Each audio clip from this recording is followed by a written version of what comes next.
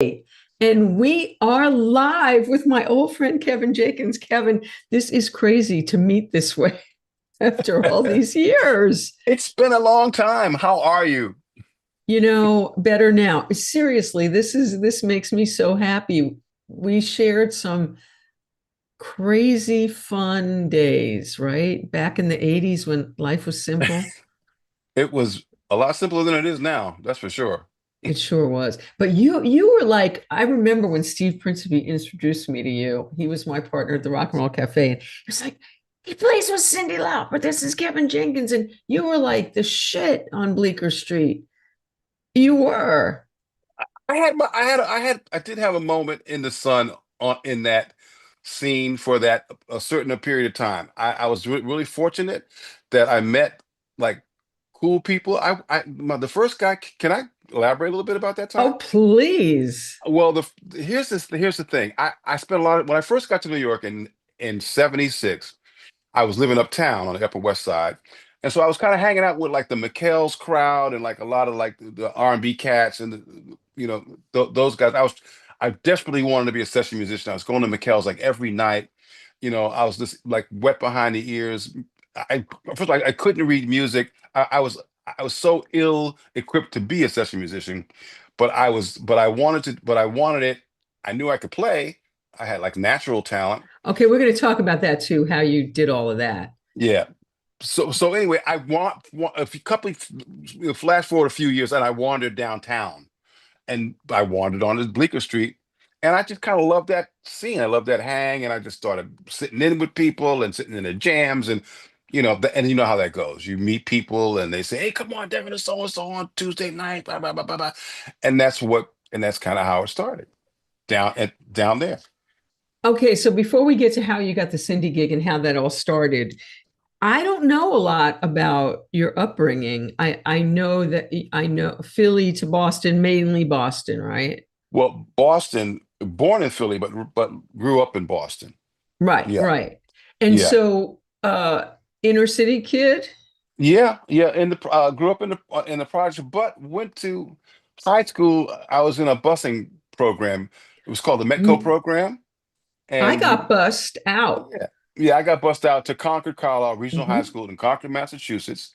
Uh, and it was a real cultural shift for me So were because you were there just a few of you that got bussed, or did they bus? 30 33 black kids from inner city Boston bust out to Concord, where there might have only been about two or three black families that were out there. The rest of the And so school how many was kids? was 30 not. kids in a population of like how many?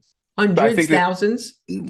well, I mean, you mean the school population? Yeah. Well, it wasn't a big school, but there's probably 2,000 kids, maybe something like that. Okay. Yeah. So you're a small minority. Yes. And but it was good. It was fun for me in some ways and weird in other ways. But my music had exploded when I started to go to school out there. Okay, so wait. So how did you, I don't know if you knew this, but I I bought a Rickenbacker in like 86, 87, and I took like a handful of lessons from this guy because I wanted to play on the stage in the Rock and Roll Cafe, which I never did. But so what made you pick up a bass? What were you from a musical family? Not per se. I have quite a few siblings. One of which we lost last year, but there's Oh, still I'm six of sorry. us. There's still Oh, six of wow. us. Yeah, there were seven. Now there's six. But my brother, right? I'm the oldest. My brother, right under me, started playing guitar like a year before I even picked up the bass. And so I thought, well, I was going to play guitar, but he beat me to it. So I'll just play the bass. And so he played guitar, I played bass, and then we had like a neighbor kid that played the drums. And that started. Did you have a bass hero? Did you have a music? Was there something that was like, I gotta play rock and roll, or I gotta play whatever you R&B or Well, yeah,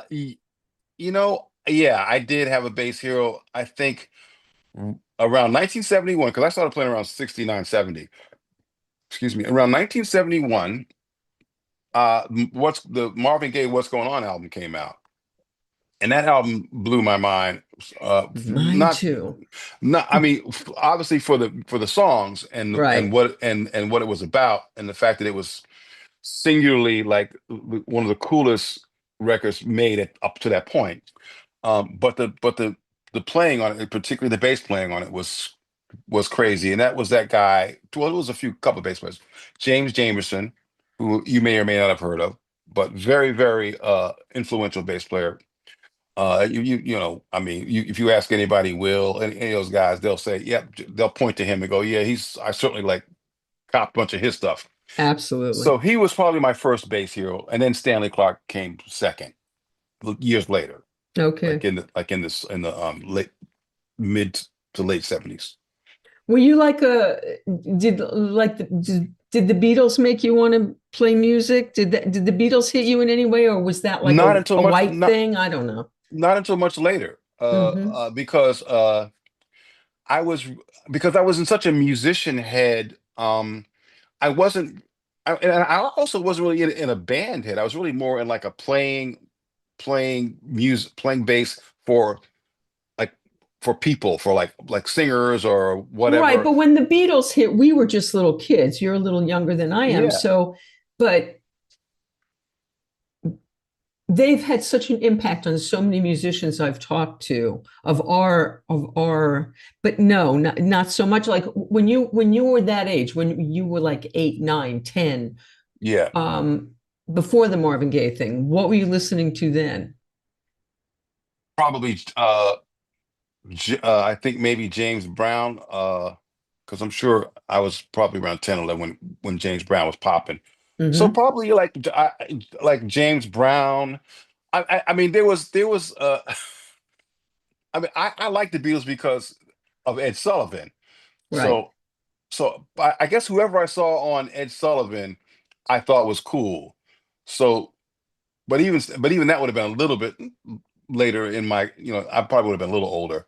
But yeah, Right. like 8, 9, 10, I don't even remember what I was listening to. I mean, it was whoever, I don't even remember. I didn't really start Whoever's on think, AM radio, were you listening yeah, to AM radio? Yeah. yes. So and also I was listening to a lot of the music that like my mom or my dad was playing, which was R&B essentially.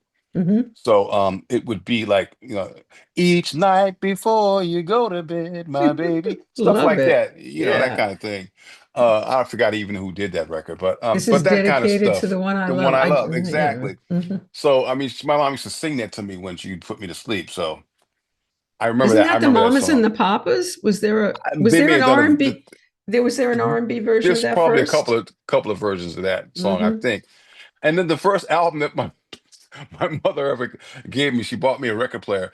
Um, and the first album, I don't know why she picked this album, was Jay and the Americans. Wow, this Yeah, magic moment. I, yeah, I think I might listen to it twice. And I was like, I don't know about this record, Mom. But because I was like, yeah, it's funny. I didn't really even think about like songs, artists, bands until I started actually playing myself. And then I became curious about who was playing how it was done. The whole process became fascinating to me once I So started playing myself. what were you guys playing? What was this little trio playing back when you The- started? Sly and the Family Stone, James Brown. I mean, we were trying. We were horrible because we had just started playing. But we were like anything that had a lick, like one lick, we could sort of get like wrap our heads around. We would learn, so like, bump, like bump, like what was that? Don't anything like that. So like, we play that for like an hour. Like usually wouldn't learn the whole song, but if we got that one lick together, we thought that was cool. None of us were prodigies. None of us were, we were just like little kids young guys trying to learn how to play music on our own by ear. And so yeah, it was but I stuck with it. I just kind of felt like, yeah, I could kind of do this if I just put the Did time you in. take lessons? Did you study? Had No, you no, I actually didn't. Except at some point, my grandfather. I lived in the projects, and my grandfather and grandmother raised me, and our downstairs neighbor was this guy. I forget his name, but he knew uh, a musician. He was a musician, but I never even heard him or saw him play. He said he was a musician, but he knew a guy at Berkeley that taught bass. So he said, "I have a friend at Berkeley. He's a bass player. He teaches bass. I'm gonna send you to see him." And so he did. And so I went to Berkeley to meet his friend, who turned out to be an amazing upright player named Major Holly, like a well-known Uh-huh. jazz cat who was teaching at Berkeley at the time. And I sat in on one of his classes.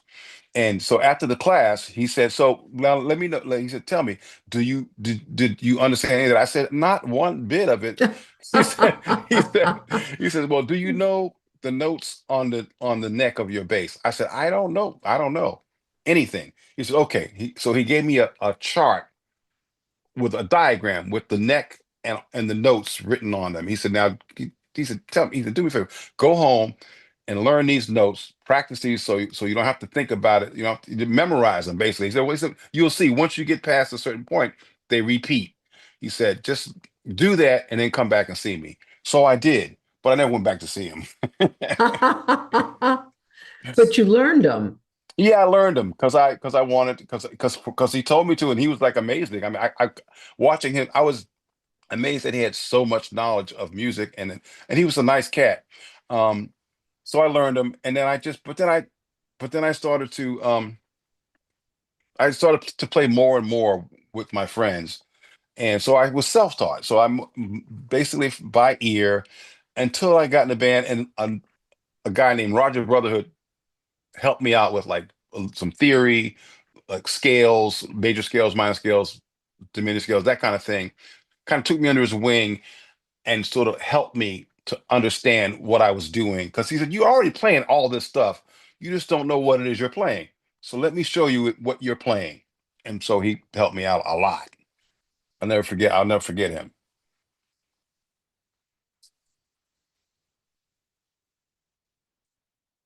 I was just trying to post to let people know we're live. So a certain musician that I live with who has spent his life in music doesn't read music and didn't learn any of that stuff and taught himself everything. So you were able to just pick up a bass and you were able to just listen to a song, and now were you not only able to replicate it, how did you learn how to improvise and do all of that without, so you learned where things were, or you still just did it by feel? No, I ultimately learned where things were. Like in other words, I I learned a C major scale was, what a C pentatonic a lick was. Um, I I wasn't putting it together with theory. Like the theory part came a little later, but the basics came pretty quickly. Um, and then yeah, I don't know. I just played a lot. I played a lot. I practiced a lot when I was young, when I was a teenager, and then I played. I also played a lot as, like, in other words, like, I was always playing with somebody. I mean, in Boston growing up, all throughout high school, I was in some kind of band or another, and each band got, the level of musicianship of the bands I was in was always much greater than my own ability. In other words, I was always the youngest guy in the band for many years, and that's how I learned, probably quicker than I would normally have if I'd been just around with guys. If I'd stayed Right. with my own little crew, I would have just stayed there, on that same level. But I just So kept playing. and so you were underage when you were playing. Did you have what we did you play gigs? Did you when you were in high school and stuff? Yeah, but I mean, they weren't like in bars or anything. They were like, dances and parties and things like that. We had like a boys club that I think I used to play at from time to time in the neighborhood. I grew up in Roxbury. Hmm. There was a boys club. There was also a YMCA that we used to play at once in a while. So we played dances. We played sometimes at school dances. In fact, someone sent me a picture of a band that we were in high school, of us playing, and we all had remarkably, like, big afros. Of course you I, did. I I wish I could find. He just sent it to me about 3 weeks ago, um, because one of the cats, one of our good friends, and the guy that got me into New York just recently passed away. I want to talk about Oh, him briefly, but please do.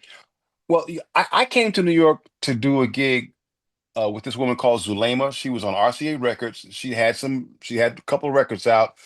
M- My high school friend Jeff Anderson, who was a year ahead of me, was her bass player. And then he got a gig with this woman named Esther Phillips. What a difference a day makes, Oh yeah, 24 sure. hours. So he got that gig, which is another level up. And he Hmm. called me and he said, Kevin, man, if you want, I'm telling you right now, you need to come down to New York and get on my old gig. Come and audition for Zulema. Okay, Because wait, I was in Boston. had you done a professional gig up to this point, like a Well, legit gig? not a gig with like a national recording artist, no. Uh-huh. And she was a national recorder. I mean, she was more locally known, but she was on RCA, so her records went everywhere. Right, She right. just didn't go everywhere. But but so I said, yeah, I'll come down and do that. I'll come down audition, and I came down, and she was completely taught. She was a completely formally educated musician, amazing musician. She put out the chart in front of me, and I was like, Miss Ulema, I, I don't know if Jeff told you or not, but I don't really know how to read music. And she went, God damn it, not another one. So she said, I said, but Mr. Lehman, I learned really fast. I said, let's play a tune and I'll listen to it and then I'll pick it up. She goes, all right, I'm gonna try it with you. She started playing this tune. I started playing along with her.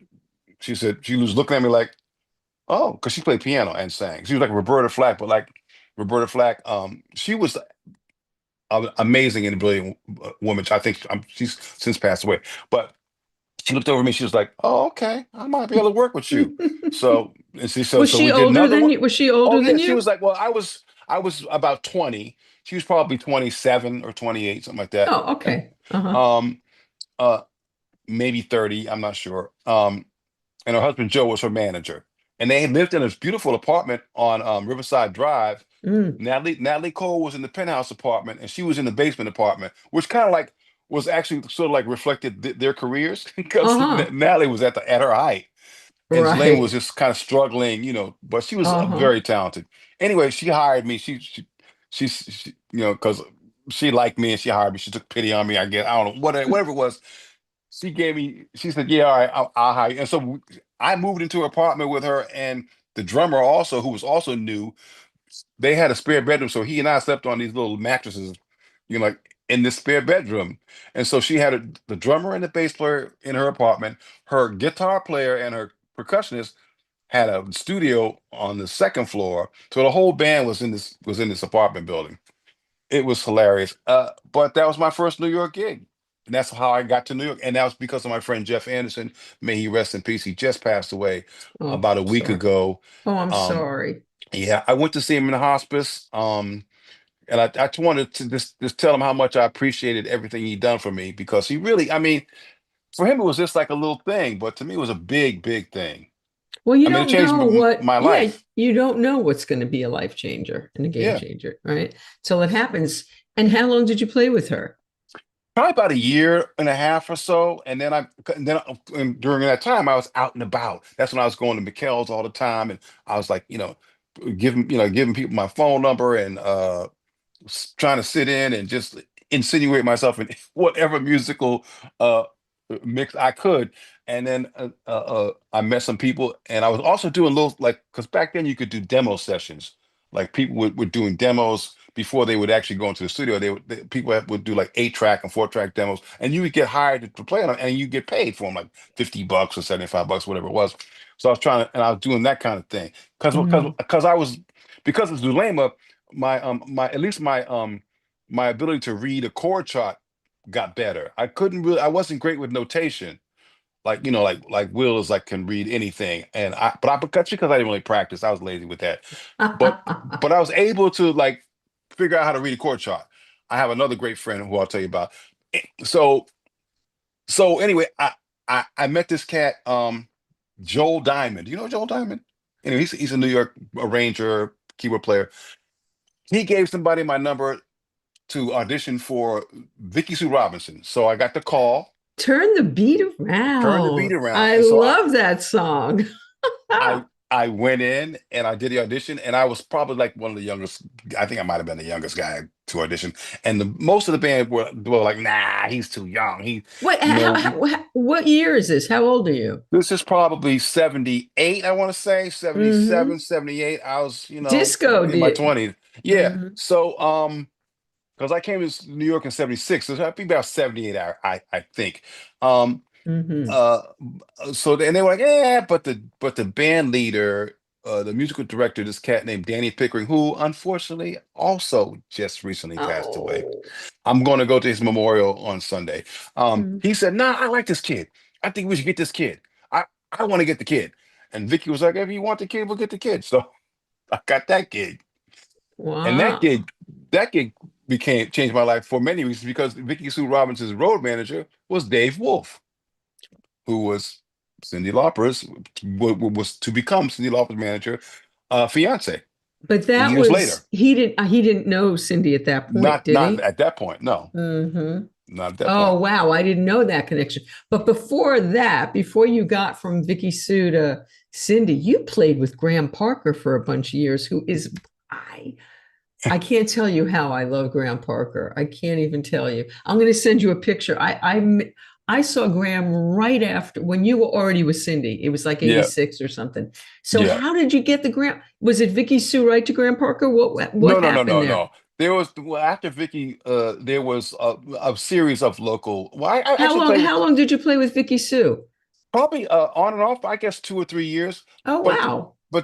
there were I also played with Tom Rush for a minute, and that's how I and that's sort of like how I got to Grant Park. So I played with Tom Rush for about, not that long. I might have did like 12 or 15 shows with him or something like that. But I All did do a right, all recording right. with him, Tom Rush, live at Symphony Hall in Boston, which was actually a good Wow. recording. Um, but anyway, Tom Rush's musical director was this guy Irwin Fish, who is a great arranger. Do you know that band, the Marte? So you've been in California for so long, you probably don't even know this band. It's a big band. It's called the Martes. They have horns and background singers, and this chick Marty Liebes is the lead singer, and Irwin does all the arrangements. Anyway, he was in Tom's band, Tom Rush's band, and we got to be friends. And he started to call me for a lot of stuff.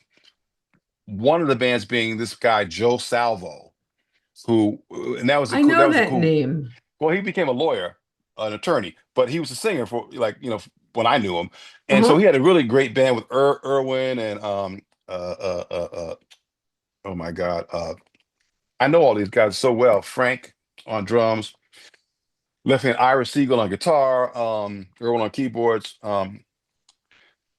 Anyway, I played with that band up at remember JP's? Sure. Well, that band played at JP's a lot. So that's and so I met this booking agent named Rob Light, who's like a big agent in LA now. I think he's like a movie executive guy now, but he was a booking agent um for a big agency, ICMA. I forget who it was. Anyway, so we became friends, and then one day he said, Graham Parker's looking for a bass player. I'm going to bring him to see you at Joe's show. So just, do what you do. And so I did, and Graham No saw me. pressure. Yeah, exactly. And then Graham came and saw me play. He was like, "Yeah, I like him. Yeah, he's cool. He'll work out." So that's how I got Wow. that gig. I Just like that. saw me Who playing with this sort of like, local band in Manhattan, and I think there'd been like a lot of auditions, and nobody really struck his fancy. And I was sort of like, and I was first of all, I didn't know who he was, so I wasn't intimidated because I didn't know who he was. right, So I was like, I'm just right. going to do what I do and do my thing. And he liked that, and I that's how I got the gig. So once you got the gig, I mean, I love Graham Parker. Did you come to appreciate his music? Yeah, and you know what?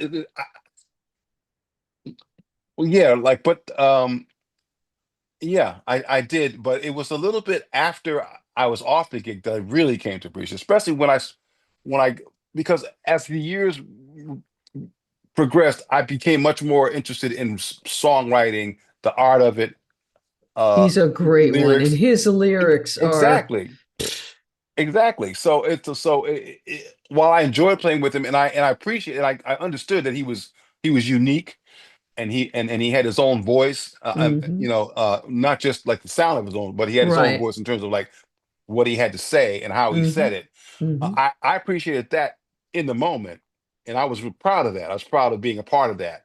Um, but it wasn't until after that I really appreciated it. But I tell you a funny Graham Parker story. Then I hadn't seen him in years, and I saw him at a festival, probably 20 something years after I played with him, maybe longer, maybe 30. And I was like, "Hey, Graham," he goes, "I feel like I should know you." I said, "It's me, Kevin Jenkins." He goes, "You got fat, mate." Wait, how long? And you played with him for like a number of years, Well, didn't you? about 3 years, like three tours. It's a long But it was time. a long time ago. But I thought, I mean, first I was like I was a little bit hurt Yeah, by it. But then I just said, you know what? that's Whatever, just man. who That's he is. life. That's That's just who life. he And is, that's who he though. is Too. too. He's a very Yeah, honest cat. He's like, he yeah. never, I mean, that was one of the reasons why he was so successful. I mean, well, so appreciated because of his candor. He was never as successful as he deserved to be, in my Exactly. mind. Yeah. A lot of But people so still don't know his music, so I know. yeah, which is crazy. Okay, so you played with Graham, and so now what kind of venues are you playing with each of these artists? Like, what's the biggest venue now that you've played when you're with like, well, Vicki Sue Robinson, were you playing big venues then? Well, not no. We were playing clubs because it was Uh-huh. disco. So we were playing a lot of disco clubs, Right. a lot of gay clubs, a lot of Oh all yeah. kinds of clubs, all kind of Right. clubs. But you know how she was on her way, I think, to being possibly a gay icon. But Right. um, but um, but it was fun, man. She had issues. You know what? I mean, she's passed. We could probably talk about it, but she did um ultimately get sober, and she stayed sober until she died. And I was so Well, happy that she did. let's talk about that for a minute because back when I knew you, it was I met you in 1986, and I was the furthest thing from sober, and that's about when you were getting sober, wasn't it? I didn't get sober until 87. So when you met me, I was probably still getting high. Yeah.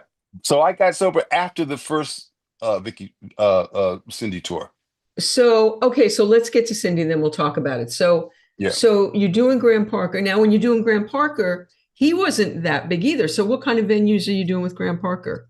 Well, medium size, like places Are you doing like like the Beacon, things like that? no, not the Beacon, No. but more like the Bottom Line, and maybe a little Okay. bigger, and Uh-huh. depending on where, because he did a lot of tours in Europe as well, where because of the fact that he was from that part of the world, Right. he was, I think, a little bit better known, so he played a little bit bigger places. Hmm. But we did the last tour that I did with him was we opened up for Eric Clapton on his Behind the Sun tour.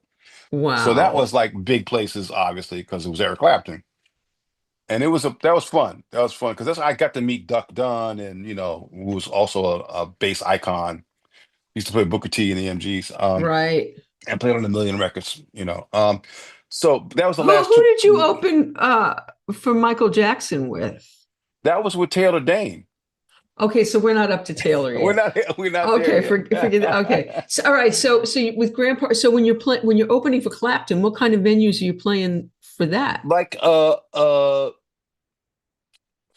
big arenas, and also sheds, like those outdoor Right. concerts where people sit on the lawn, and it's like that kind of thing. Not like stadiums or anything like that. It wasn't that kind of tour. But still, like if you're playing, so do you remember like your first like arena gig? Like what that felt like for you?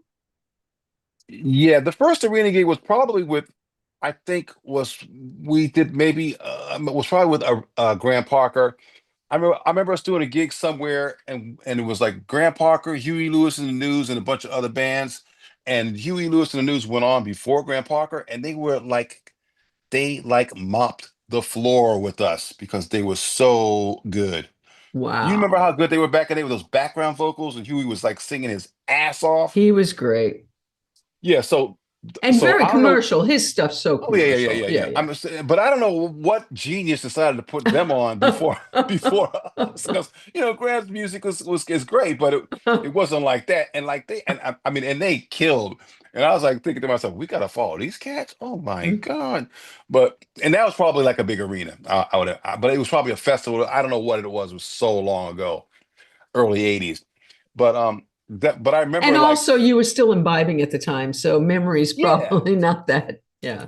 Oh man, yeah, yeah, I was definitely bopping at that time, because I actually missed a session with him, and I missed uh, not a gig, but I missed a session because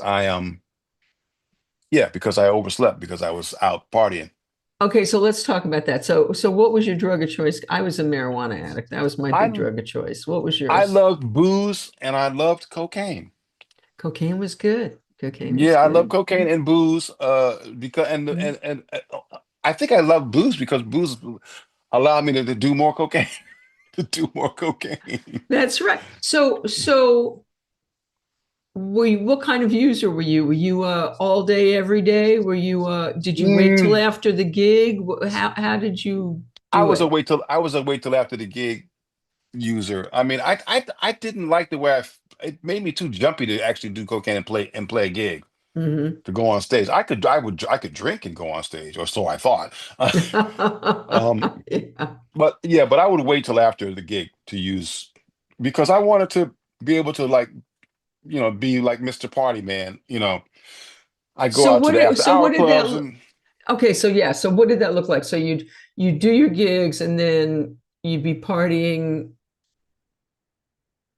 and then you would miss things in the next day, maybe? I I I missed a few things, and I didn't like the fact that that was like that now my behavior was impinging on my professional life. And also had met my first wife around this time, and I was like flaking on her, flaking on rehearsals, flaking on sessions, it was starting to add up and add up. And I was like, and then she was like, and so I think the shit hit the fan when I showed up at her house 2 days after I was supposed to. Smelly, smelly, puke on me, like just a mess. Oh, And she was like, you know what? You got a choice to make, bro. It's me or whatever it is you're doing here. And she says, now I can help you if you want me to. And so she's the one that took me to my first meeting. she's your Eskimo. Was she Yeah. sober? Oh well, yeah, but she well no, but she wasn't She was a alcoholic in any normie. way. Hmm. Yeah, she was a normie. Her dad was, uh, and he had gotten sober, so that's how she knew that it worked and it could work. And did So it take for you right away? yeah, actually it did. After that first day, I never drank again. How long has it been for you? 37 years. Oh, Kevin, that is just so great. That is just so great. I've been fortunate. I've been for I heard the message and I was like, you know what, this makes sense to me, and I just kind of like dug in. I went to like 2 meetings a day at least in the first 5, 6 years, and I stayed. I just stayed with sober people. I didn't. In fact, when I first got sober, I stopped playing music for a while. I needed to get away from the clubs, from the whole thing. I got a job at it wasn't Barnes and Nobles. It was some bookstore up on Fifth Avenue, and I worked there. And that's when I got the call for Taylor Dayne when I was working at his bookstore. Wow. Okay, we'll talk about we'll Yeah, get to and do you still go to meetings? not as much as I should. Okay, well, I'm going to call you to speak at mine. Okay. So at what was your bot? Did you have a bot? Oh, the bottom was her saying that or me after that stinky 2 day trip. Yeah, yeah. That Mm, binge, that last binge was my bottom, and it was, and I got off easy because I mean, you've been in the rooms, you've heard people's stories. Some of them are horrendous, yes. and you imagine how in the hell did they manage to come back from that? So Mhm. I kind of got off easy as far as I'm concerned. I mean, it's all subjective and whatever, but yeah. Yeah. So that was it for me. And I got where tired of were you in disappointing your people. career there? I've been playing with I was already playing with like I said after You, because that's right. You already with Cindy. Okay, yeah, so I was with how? Cindy. I'm sorry, I keep interrupting you. How did you get from Graham Parker to? Did you go right to Cindy from Graham Parker? What was? Let me see, 80, so 85, yeah, because 85 was because I got with Graham Parker in 82. I played with Mhm. him from 82 to 85, like three tours, and two records. Wow. Um, The Real McCaw and Steady Nerves, was it? I think, yeah. Uh, and then in 86, so from 80, so before I got with him, what was I doing? Oh, I was playing with my friends. I have like a lot of friends in Connecticut because that was the Vicki Sue's management was in Connecticut, and Hmm. all of her musicians lived in Connecticut. Hmm. Although Vicki lived in Manhattan, as did I. But I met all these guys, these great musicians that were in her band, and they were all in Connecticut, and there were other musicians as well. So I started to hang out with these Connecticut guys and to go up there and play with them. And I was playing with with this group of guys, and we still play together to this day, from time to time. And we wound up being in and this was like in 85. We wound up going to St. Croix for a gig for like 3 weeks or something like that. And while we were on St. Croix, here's my old friend Dave Wolf from Vicky's band from years ago, tracked me down through my grandmother. He's because I was basically a gypsy back then. So he got my grandmother's phone number, called her and said who he was and that he wanted to talk to me. She called the club in St. Croix and said that I needed to call her. I called her. She said, "You need to call this guy Dave Wolf because he's got something he wants you to do, whatever." She didn't know what the heck it was. So I called. I said, "Dave, what's up?" He goes, "Listen, I'm Cyndi Lauper's manager." I was like, "I didn't know that." So he goes, "And we're doing this. She just did a new record, and we're doing a video for her single, which was True Colors." He goes, can we fly you in for 1 day and we'll fly you back?" I said, "Yes," because I never say no. And so they flew me into New York to Oh, do the record. I mean to do the video. good I for met Cindy, you. and she was like really cool. And they put me in this red shirt, and I had brought my bass, and I'm in, and I did the video, and then they flew me back. So I went back to St. Croix the next day, and all the cats were like, "So what happened? What did you do?" I said, "I just did some silly video. I sat on a rock and played the bass while, you know, But she was pretend." already huge by that point. Yeah, I knew who she was. I mean, I certainly knew who she was, but I was more amused by it than anything else because there was no offer like a gig or anything like that at that time. It was just he wanted, although I think he knew what he was doing because he was going to put a new band together. He didn't tell Mm. me any of that because I don't think he wanted me to get all weird and stuff. So he didn't tell me anything about there being a tour and a new band. He just said, "Just come in and do this video." So that way I would be like I was, very laid back and relaxed because I thought it was fun. I just thought it was funny. And there was no expectations on my part. So, because Right, think if he had said, "Oh, by the way, we're going to put it," I probably would have behaved differently. I probably would have right, came at it differently. So he right, was smart in that way. He didn't even right. mention a tour or anything. And so then about 2 or 3 weeks later, he said, "Oh, by the way, now we're going to audition. She's already met you. Learn these four tunes, and I guarantee you'll get the gig." I learned the four tunes, came down, played them with her. She said, "Yeah, you're in." I was like, so that's how I got that gig. And so that was like Cindy at the height of her career. And Yeah. so, and how many years did you play with Cindy? I played with her from 86 to about 95. Wow. Yeah. Wow. Through the hottest of the hot years. I watched that what was it called? The one in Japan in 87. At the Budokan. Yeah. Yeah, at the Budokan. Yeah. I mean, you were playing crazy gigs with her.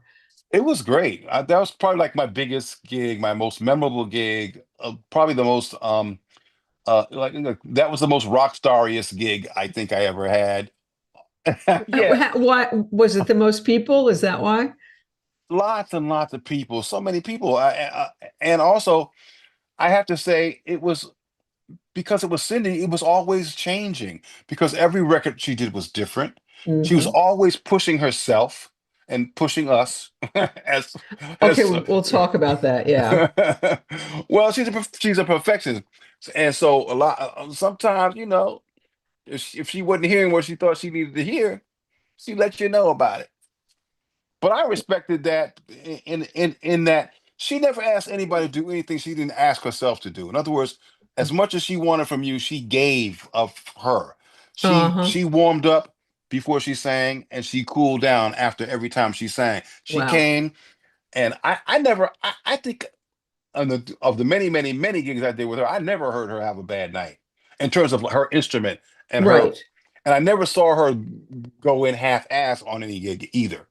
Right. So at the end of the day, however, you know, you might feel about how she, what her expectations of her people around her might be, and how she may verbalize that or whatever. Um, she's a boss. She's a straight up boss and one of the best in the business in terms of like doing her thing. So I never had any problems with her being the way she was. I just regret that I haven't seen her since my last time being in a band. I physically have not seen her in 30 some odd years. Really? Yep. Yep. So that's the only thing I regret, that I haven't been able to chat with her and say, "Hey, what's up?" What So did you have an okay ending with her? Was it an ugly ending? it wasn't ugly as far as I knew. I mean, it wasn't like I got like fired like in some nasty funky way. Just never got asked back Hmm. after a certain period of time. And Well, I you'd been understand with her that. for a Yeah, long and time. I understand that people need to make changes. And in fact,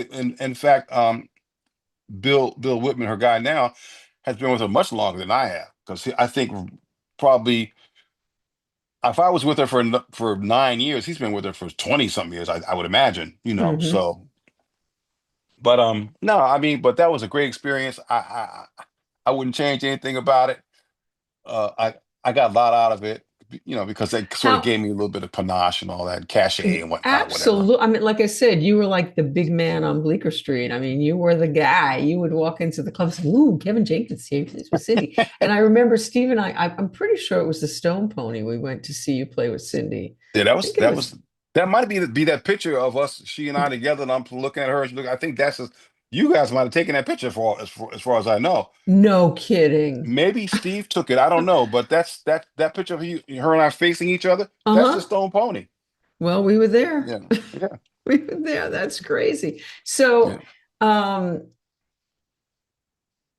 was it stressful playing with her because she was so intense, or It could was be. it? It could be sometimes. In all honesty, it could be, because Hmm. um, she demands a lot from people. She Hmm. demands everybody's fullest attention, and intention. So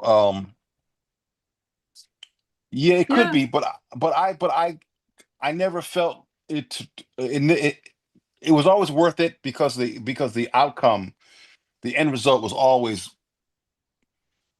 way above average with her. Oh You know what I'm saying? God. Her, like how she put together a show, how what her vision is, and what was and is always like makes you go, damn, okay, I see what you're going for now, girlfriend. But to get there, it's hard. It's a Yeah. hard climb to get to where she's always trying to get. So I'm Back imagining.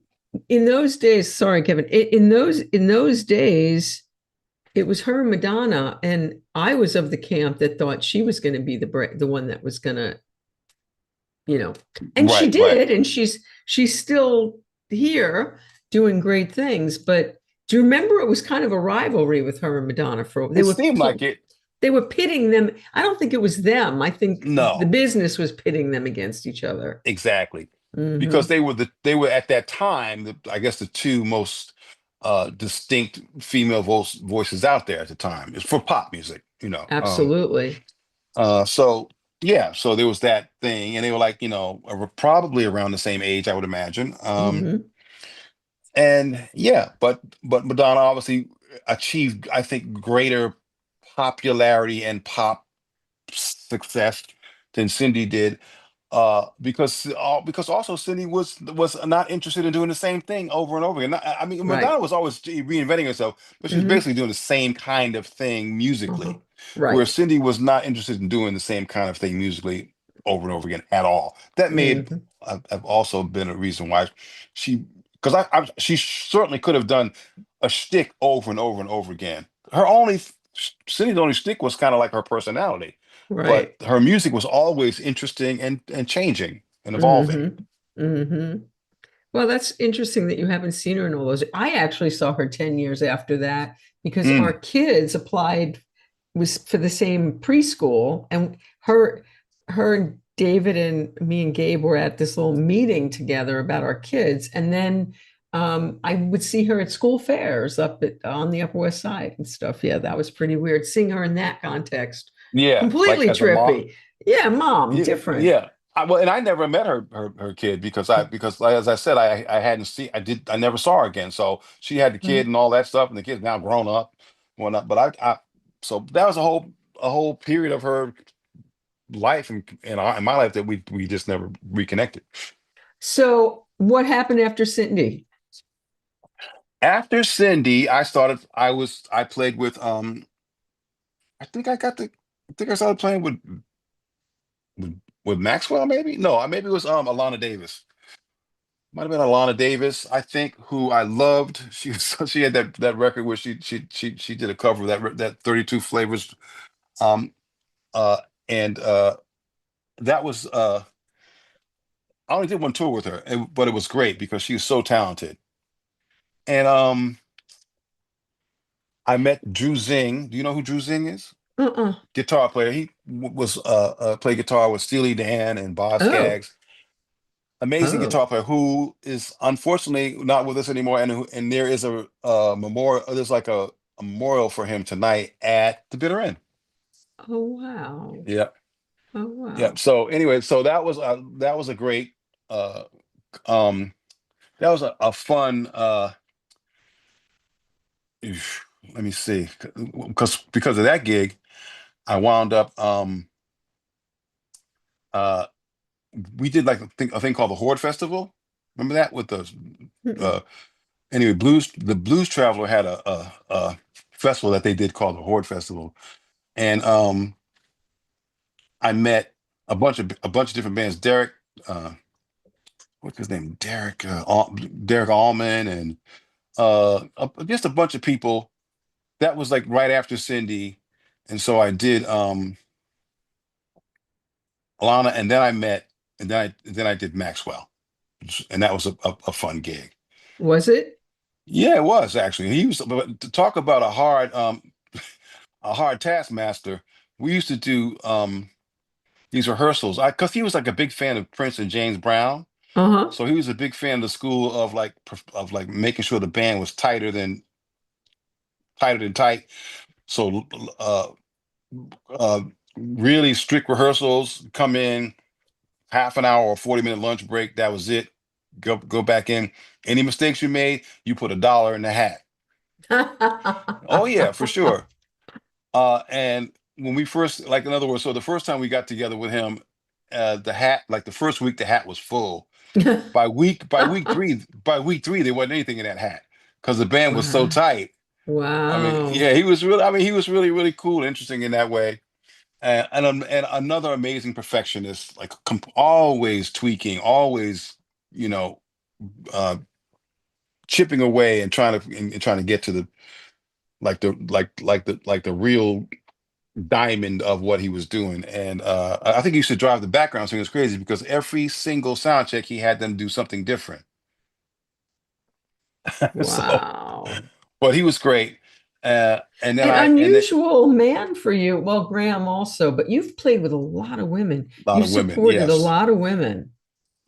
I Yes, love I that. was. Yeah, at one point I think they wanted me to be the dean of CSU, which is Chick Singer University, because because I played with a lot of chick singers in my You day. I mean, have. because I mean those are the I because I did a very very very quick stint with Roberta Flack as well. So I saw the Only pictures. one gig, yeah.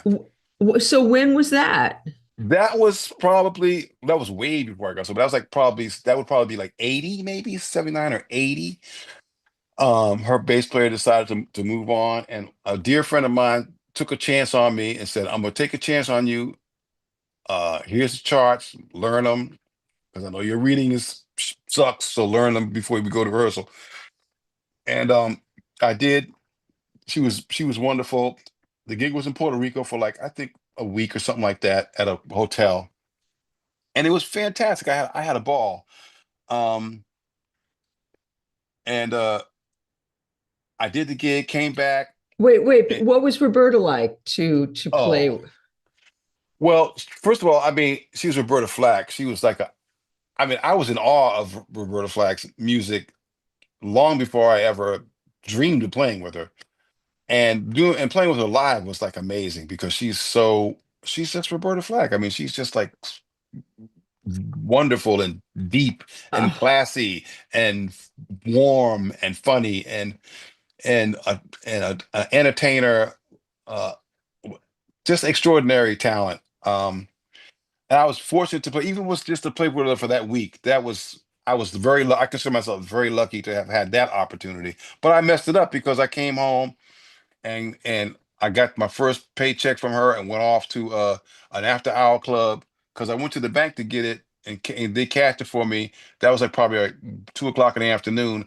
I knew there was an after hour club open. I said I'm gonna stop off for like one drink, and I wound up not going back to my house for 3 months. now I was that's a I binge. I was living with a woman too and left her. Oh yeah, it was What? terrible. It was Where did do you terrible. remember where you went?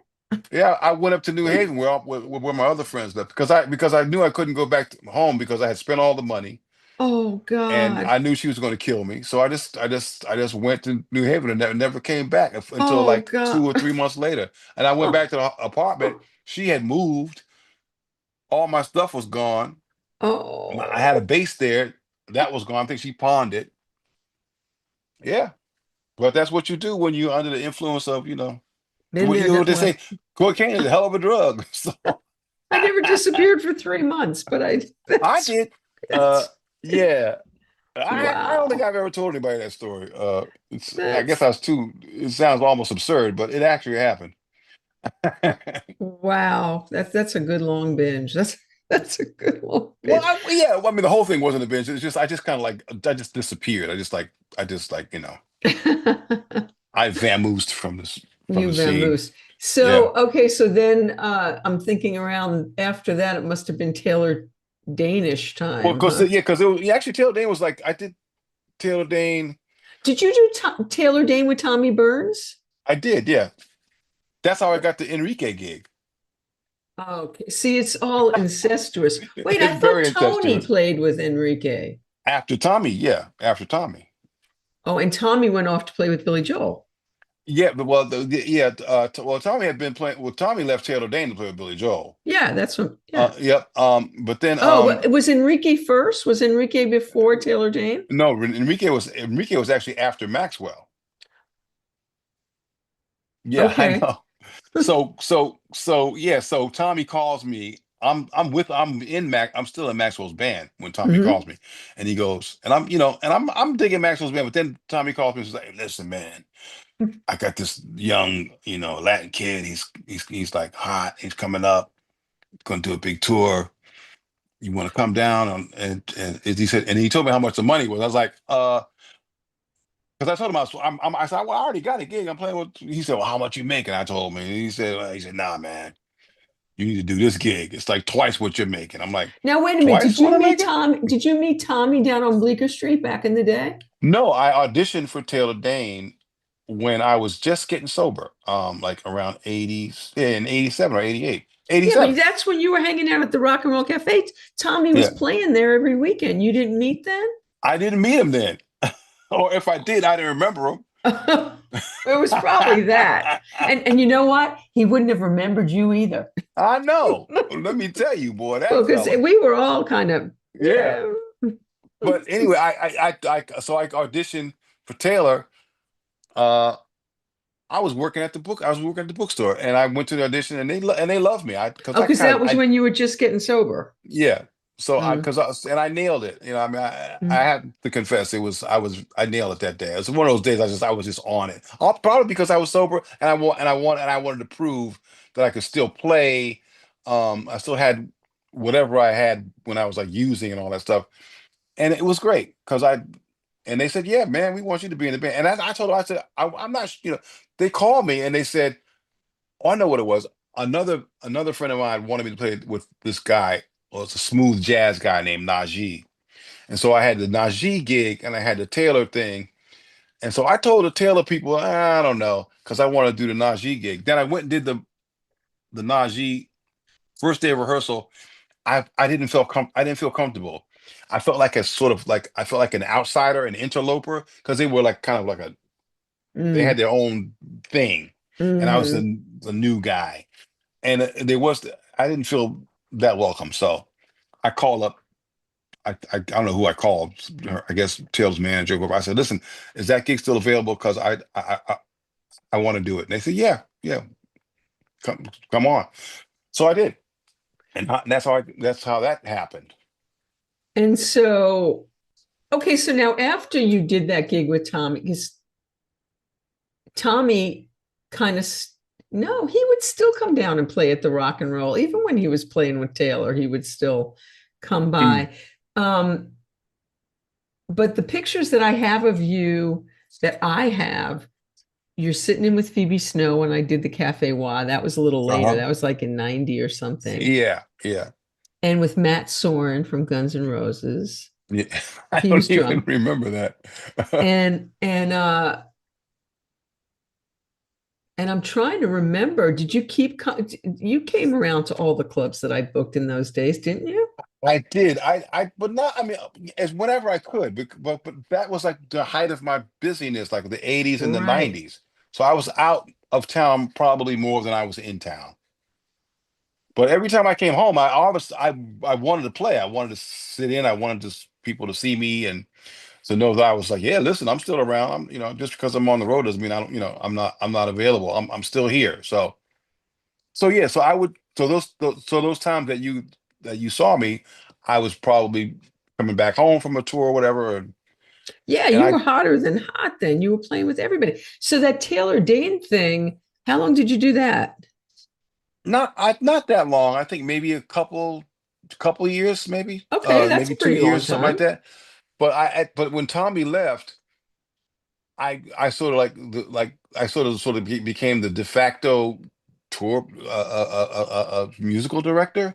And Uh-huh. so when she needed like when Tommy left, she said, "Well, now we got to get a guitar player." So we had auditions and she trusted my instinct. So I got a couple of my friends on the gig. I got my friend Atticus Finch on that gig as a keyboard player. I got I got Pat Buchanan, guitar player from hmm Nashville, who played with Cindy as well. hmm I got him on a gig.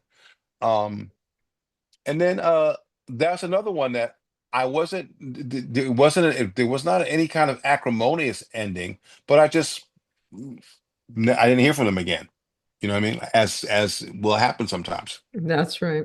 Yeah. So but but we carry on, we go on. I mean, clearly because I never had a bad reputation, uh and that's thankfully that's because I stopped myself I nipped my foolishness in the bud when hmm when I had a chance, because I would have probably never got a call for anything if I kept doing what I was doing. Right. Um, but yeah, but I've How was working with Enrique? that was interesting. Because he was like a pop star. He had like all those girls screaming and stuff, right? Yeah, that was interesting because it's so funny. It's like the music sometimes, how do I put this? Um that was a fun gig because of a lot of travel. We went to a lot of places because I went to places with him I'd never even considered going to, like Dubai. We played in Dubai. I probably would have never got to Dubai if I hadn't played with him. Uh-huh. We played in Moscow. I went to Moscow with him for like a gig. Wow. It was And kind of wait, nuts. you were doing that gig with Tony? No, you weren't doing that. No, well, yeah, because Tommy left, he couldn't do this like up because Tommy and I and Crystal and Dale, like one third of Billy Joel's band was in Enrique's band for his first big tour. And Uh-huh. so that's the band that I was in with Tommy. And then then that tour ended. And then about a year later, Enrique had another tour because he had another record out. Tommy couldn't do it, and that's when Tony got started Mm. doing it. So So I was in Enrique's band with Tony for I guess maybe a year and a half, maybe two. Because I think I was with Enrique from 98 until 2000, and then of course, or 2001 even. And that was a band where I was basically I I was not rehired when there was another tour coming up because they, they said I was too old because I had long dreads and then I cut all my dreads off and I had gained a little bit of weight. So when I first got the band in that band, I was like really like I was going to the gym all the time. I was like in great shape and I had long dreads. And that Mm. was like the first tour I looked like that. And I think the second tour I didn't look like that. And so when the second tour ended, they didn't really officially fire me. They just didn't rehire. They didn't call me back for the third tour, which was coming up. So, and the word I got was I not that I was too old, maybe, but I looked too old. So that was like an ageist thing. I wanted to sue, but I thought, nah, that's all right. It's not worth it. Um, so yeah, Well, he and then was and like a real pop star with all those young girls yeah, he was screaming and shit. yeah. Yeah. It was interesting. It was an interesting gig. It was fun because the band was fun. No matter what the music is, as long as the band is fun and it's a good hang.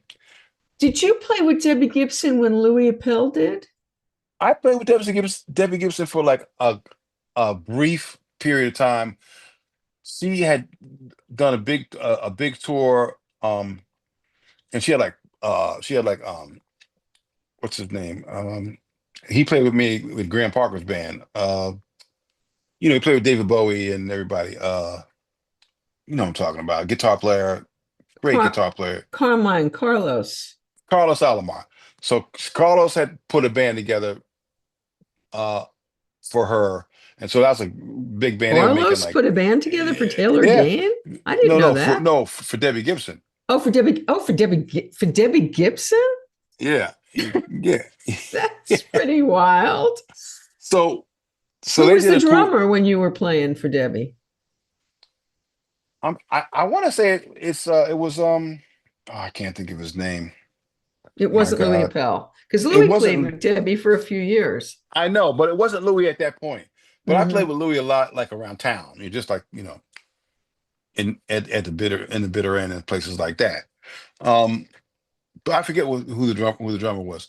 But anyway, yeah, I did like maybe like about 6 weeks or something like that with her. She went over to Asia and we did like a bunch of gigs in Asia. It was cool. She was really nice. She was like a little girl pop star. And she was. And I She mean, was. now she's all grown up. She is finally. So, Yeah. how did you get from all of these pop stars and young girls and all of that? And how, while you're with a young woman, how did you get to Shemekia? That's a good story. Well, I was working at Manny's because after the Enrique gig, and 9/11 happened. So Uh-huh. I wasn't getting any calls. Nobody was getting any calls because the world had kind of stopped for a while. Right. Um, and so I got a gig at Manny's, and I worked at Manny's for like 1 year. That's the longest I ever had like a straight like a regular job. Wow. Because I mostly never had a real job, but that was the Hmm. only job I ever had for longer than a couple of months or a couple of weeks. That wasn't music. And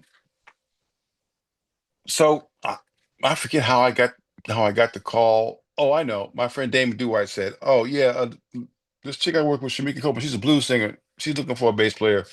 You should come down." That kind of And thing. what year is this? This is right after 9/11? 2000? No, no, it was years later because actually now that I think about it, because I joined her in 2005. So for those 4 years from 2001 to 2005, I was just kind of playing around town a little bit here and there. It was the slowest period that I had was Hmm. after Enrique and before Shemekia was like a 4.5 year span of like not much music. I played with this woman Lamya who was kind of like she was on Clive Davis lived. She was on Arista. Hmm. Very talented, very unique. Um, it was the when it was that was stressful because they kept wanting to not hire me because I was older. Because I was starting to face that. Like in And other at words, like that point, you were in your 40s. How old yeah, were I was you? Yeah. like 40 something. Uh-huh. I was aging out of the pop thing, is what it was. I was aging out. Right. And so and that's why I had that long period of like not many gigs. So and I was frustrated by it, and I was a little depressed by it as well, I think. I bet. Um, but then Shemekia came along, and I went to the audition in 2005, and I said, I hope I'm not too old to be in this be in this band. Although I wasn't, because everybody else was, except her, was like around my age. She goes, no, I like older cats. They were more reliable, so don't worry about it. So I just got the gig, How old was and she at the time? she's about 20. I want to say she was 24. Uh-huh. Yeah. And and we kind of hit it off. And I've been with her ever since. And it's been really like a joy to play with her. She is so She's talented. wonderful. Yeah. Oh my goodness. Yeah, she's amazing. She's really amazing. And, I mean, and for as amazing as she is an amazing human being as a Oh, person. nice. Yeah, yeah, yeah. She's really, really one of a kind. Her her husband, her kid, her mom was really sweet. Who she lost, I guess, a year and a half ago, maybe now. Mhm. Um, yeah, I mean, it's been fun. It's been a heck of a ride. It's so funny because I did age out of the pop thing, but I was just the perfect age to get into the blues thing. It was like kind of a nice transition, and Uh-huh. uh, and now, like I said, like next month I'll be 59. I'll be no, what am I saying? 59. I wish. I'll be 69 next month. And I'm right where I need to be, what I mean, in terms of that. So But what is life like working with Shemekia? How much work do you do? How much touring do you do? How much? w- we work all year round every year. But I mean, but it's not like, 285 days a year. We probably work 100 and some odd days a year. Uh-huh, So we that's work good. like weekends, mostly weekends, and like Hmm. 2 or 3 weekends out of the month. And some Hmm. months are more uh there's more dates in one month. We might have like a slow month. We might have like maybe 3 gigs in a month, but then the Hmm. next month we might have like 12 or something like that. So Hmm. it sort of evens itself out over the Hmm. course of a year. Hmm. Um, but that's the thing about blues and jazz artists. They don't have to like mount a big campaign and do one big tour and then not tour for like a year and a half or 2 years. In fact, no one's doing that now because unless you're super big, because it's so expensive to tour now. If you're going to Hmm. tour on that level, you have to be really big because Hmm. everything costs 3 times as much money. You know what I mean? Hotels, flights, gas, Right. all of that costs so much more than it did in the 80s and 90s. But Shamika and people like her, like I said, blues artists, probably um uh country artists, not big ones, but like medium-sized ones, Americana artists and jazz artists, they tour year round uh, because they don't have to. Well, I guess that whole paradigm has shifted anyway in terms of like doing a record and then touring that record because Hmm. people don't buy records like they used to. You know what I mean? People stream records. I don't think anybody Absolutely. people buy merchandise or, Right. or they buy something else from the artist, a Hmm. subscription to their whatever, Right. because people aren't buying Music. music exactly. People are They're buying getting, I music. know, which is kind of insane, but It's that's insane. that's what it is. So they're buying sweatshirts and they're buying, whatever. And do you guys tour nationally, internationally? Are you? Yeah.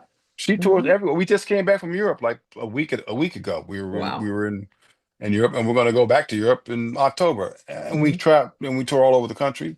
Hmm. We're going to go to India, and well, we've been before, but we're going to go again. We're going to go back to India and do this big festival in India, and I think in a few months. So she does that year, like pretty much year round.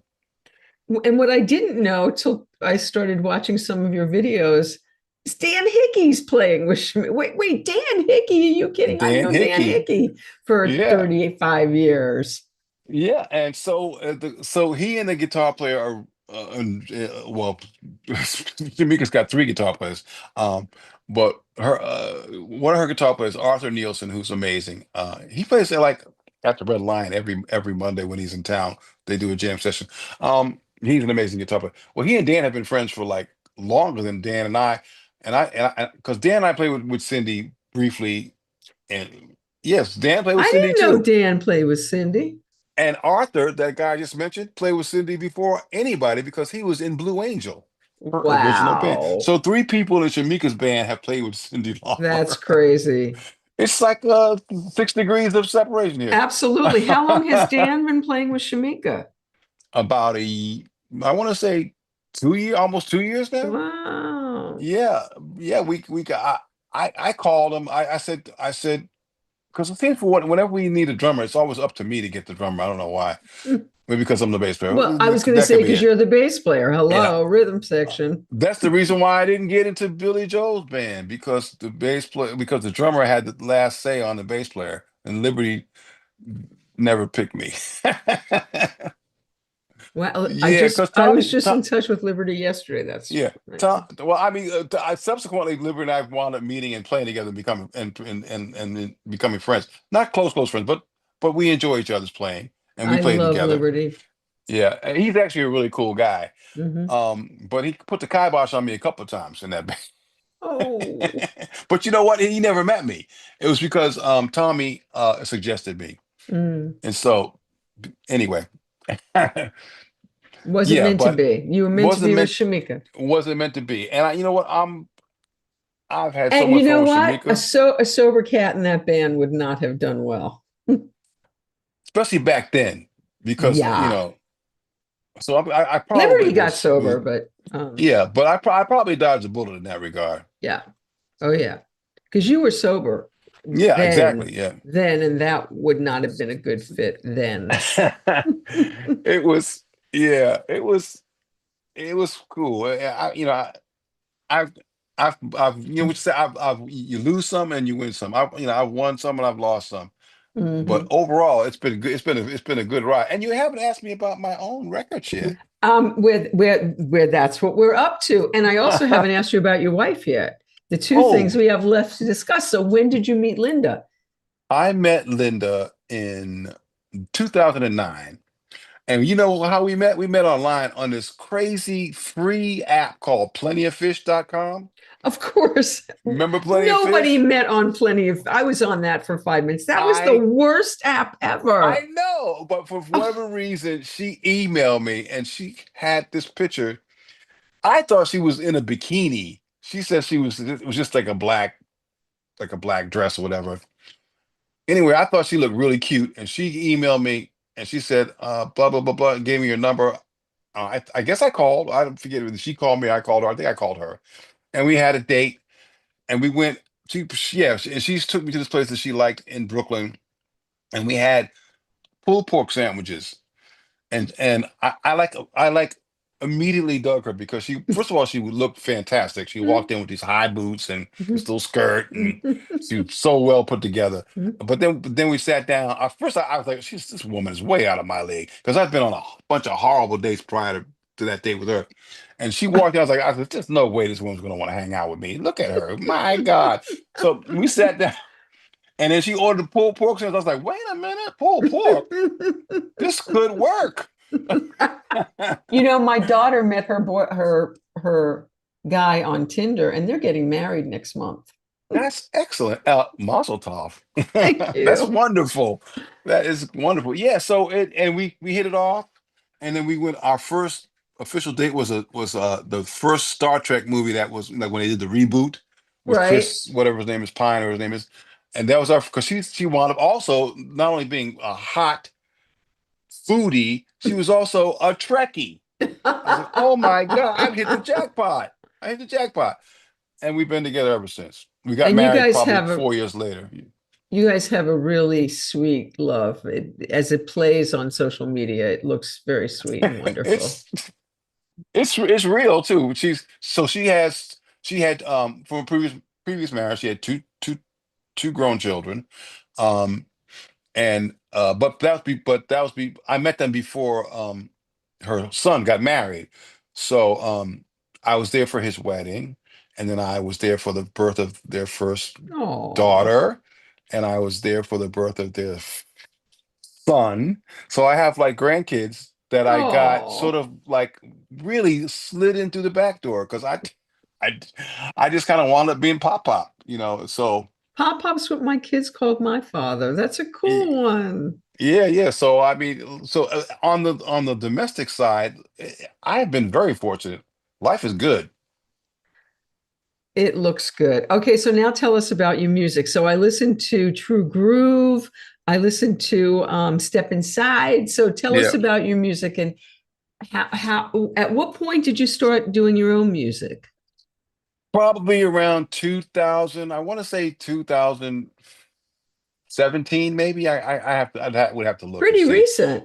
Yeah, yeah. So, I had a good friend who was also a producer and a writer. His name is Tomas Donker, who encouraged me continuously to do my own music. He said, "Dude," because I had a few songs that I was sheepishly playing them. My roommate, I had a roommate before I moved in with Linda. I had a roommate who used to have songwriter circles at our house, like once Hmm. a month or whatever it was, or every other week. I forget when it was, and Tomas came to one, and he said, "Man, those songs are, I like your songs." And he played his songs. I was like, "Man, I really like your songs." Super talented cat. So he kept saying, "What are you gonna do with those songs? What are you gonna do with those songs?" So eventually, we started hanging out, and I started playing. Like he was producing records, so he would say, "Well, why don't you play on a session?" Blah blah blah. And so I started playing sessions for him. And we became friends, good friends. He was the best man at my wedding. Um, but he kept pushing me. He kept pushing me. So I said, "Oh," so I said, "Okay, all right, I'll do it." And I didn't really have a lot of money. I was able to borrow some money. And we did the first record, Step Inside, and I loved it. I love the act of writing uh, being a singer was, I don't really consider myself a singer like, because I know a lot of great singers. I've known some singers, and I don't really think I'm like them, but I do like to sing. And I like to tell stories. So I think that's what pulled me into it. And so that because some of my favorite singers are storytellers, like James Taylor, Joni Mitchell. You know, anyway, yeah. So that first record was totally because of Tomas. And then the second one we did a couple of years later, and then I did this Joni Mitchell EP, which I love, called "C." The song of Joni Mitchell tribute, which is like five songs uh, that Joni wrote that all are about a woman, and she actually uses the word "she" in each of those songs. So I thought that might be kind of cool. Oh, what happened? I've lost you. I'm sorry, I hit that by mistake. There you are. Yeah. Can you tell us one of the Joni songs that you did? Tell us a couple. Well, I did um let me think. I did Scarlet, Shades of Scarlet, which is off his Sing of Summer Lawns record. I did Cherokee Louise, which is off, I believe, I can't think of the name of it, but it's oh man, well, getting old is no fun I know. All right, because of I trying won't put you on the spot like to. that. Um, did you see her this? We saw her this go around just a few months ago at the Hollywood Bowl. We got to see her. Oh, that's so She great. was, I got to tell you, I was not a Joni Mitchell fan back in the day 'cause that high voice didn't do it for me. Her voice now, I mean, I Yeah. always respected her songs, but her voice now Mm. and the way she presents them is chilling. I mean, I must have cried my eyes out at least a handful of times when seeing her. Yeah. She's Kudos to Brandy Carlisle for like going in getting and her there. Yeah. yeah. and Hmm. saying, "Come on, girl, there's still more for you to do." So were So, you always a Joni fan? Is that why you you know what? Actually, I wasn't really a fan of her early period, like you. mm-hmm. I became a fan of hers probably when Jocko, the bass player, Hmm. got on the scene and she did that Hijira record. I was like, oh, then I became a fan. And Tony all says this, Night Ride Home was the that's album you were it. trying. Yeah. That's Hmm. exactly it. Hmm. Thanks, Um, Tony. yeah. So yeah. Yeah. I love her so much. But I also want to do a James Taylor EP where I cover some of his tunes. And I'll cover them and clip them up a little bit so that they're a little different. But I love James Taylor. In Oh fact, I God, finally got to see him live for my birthday last year. My wife, we went and it was a present from her. We went up to Boston to see him. It was great. well, I've seen James about a few times and a couple times in the last 2 years, and James was going to do this show, and everybody's laughing from who, and the night before, somebody who loves him pulled him from my show and canceled No. on me, and it was the most heart. Kevin, I'm such a James Taylor freak. Fire and Rain's the first thing I taught myself, Uh-huh. on guitar, and he broke my heart, like, because we were No. talking all the time, and Mhm. he was gonna do it. Was so cool, but he kept it a secret from his wife and his management, and then they yanked him and the Oh. night before. Heartbreaking, Mm. heartbreaking, Oh. but I love him too. Yeah, But so you've I get had, it. I'll just say this to you. You've had like you've talked to some amazing people on your show. I mean, amazing. Like like from like many different generations. Like just a wide swath of interesting, talented, funny, amazing people. Your show's great. I mean, Thank you, Kevin. And I'm going to give a plug because next week Bradley Whitford is going to be on here, and oh wow. that is absolutely crazy. Did you watch The Handmaid's Tale? Oh yeah. Oh yeah. How great! Oh God! And he was on The West Wing, which is Snuffy show. Yeah, yeah, Um, he was amazing. He was amazing in that show. My wife and I loved that show. We loved him. We're Bradley Whitford fans. So I mean, he even did a show that I think was only one season where he played like a computer genius guy. I forget what it was called. It kind of came and went, but I wish I had stayed a little longer. I Um, actually saw a little clip from that last night. I can't think of what it was called, but yeah, I'm yeah, going to me check either. it But out. Mhm. yeah, yeah. We love and his We heroic were going to binge it sacrifice. actually. Is it a good show? I enjoyed it, yeah, Uh-huh. but I love that kind of stuff because I'm a sci-fi, Did you computer. love Severance? Oh yeah, Oh, Severance is the shit. If you're gonna oh love yeah. sci-fi, it doesn't get better than Severance. No, Severance is great. Severance is great. Yeah, Linda and I love to watch anything that's like a little bit like makes you go, what, what's going on? So what are you She's guys a big Mr. binging now? Robot. Oh, Mr. Uh, Robot. she loved Mr. Robot. I didn't. That one I didn't watch with her, but she watched it. And then she would go online after the show to see what happened and what people were saying about it. Yeah, she got really into it. Um, what do we been? What we're not binging anything. That we just finished a great show on Netflix with this wonderful comedic actress called uh, uh, Survival of the Thickest. It's like a sort of a comedy Netflix show. Only ran 2 seasons, but they're going to put a new season out. And you know what she's doing now? She's upstairs binging Call the Midwife. I don't know what that is. It's a British show about that takes place during the 50s and 60s in London, and these nurses and nuns are midwives in a really poor part of London, and their stories, and you cannot watch one episode without crying, not one. All right, I'm into it. Call the Call midwife. call Call the the midwife. midwife. I love You British can ones watch it on. too. You can watch it on Netflix.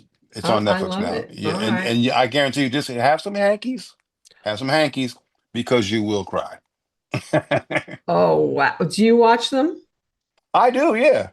Okay. All right. You Well, good know, to know. I get a little verklempt. I'm not gonna lie. Get a little from Kevin, I am so, however, 35 years since I've seen you, or whatever it is way too long. It's been It is. wonderful to spend this time with you. Thank you so much for inviting me. I'm really, really moved by the fact that you would want me on your show, and I'm glad. I'm so glad I was able to do it, and Me that you asked me to too. do it. Are you guys going to be in LA at all with Shemekia? We would love to come see you. Well, you know what? We never play in LA. We play everywhere else. We play like in San Francisco. We play in Seattle. We play in Portland, Oregon. We play in San Diego because Shemekia lives in Oceanside. Oh, So we tend to play more south of LA. Now, if we do play festivals around the San Diego area. So if you guys want to make a drive and come see yeah. us at a festival, I will let you know. You guys will get first class treatment. I You would you love to you come know what I'm see saying? you. I, Backstage passes, the whole works. I would love it. It would be great to see you again in person. But this is the next best thing. Thank you so much for doing this. Great to see you. You too, Vicky. Thank you so much. Bless See you. you. Talk to you.